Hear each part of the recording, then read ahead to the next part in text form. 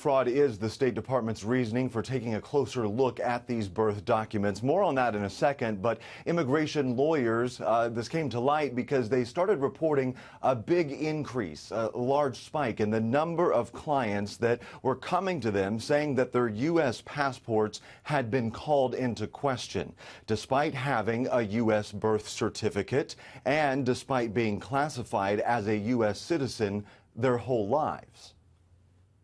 I don't think they have changed their policies, but obviously there has been a change where it's hard to tell, because how can you issue one the first time without a problem, and then the second time when they go to renew, now there's a problem.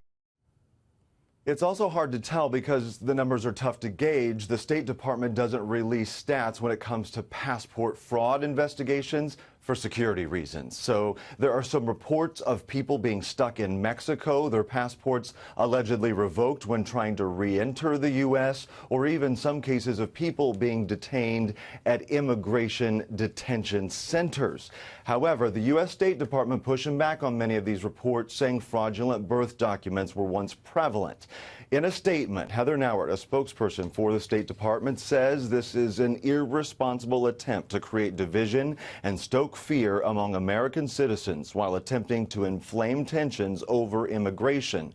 Under the Trump administration, domestic passport denials for so-called midwife cases are at a 6-year low. The midwife is important to mention because midwives and physicians down along the Texas-Mexico border were accused in the past of creating fraudulent birth documents. And so that's why they're speaking to midwives there. And the State Department says anyone that was involved or delivered by one of these physicians that's under review, they're taking a closer look at those cases.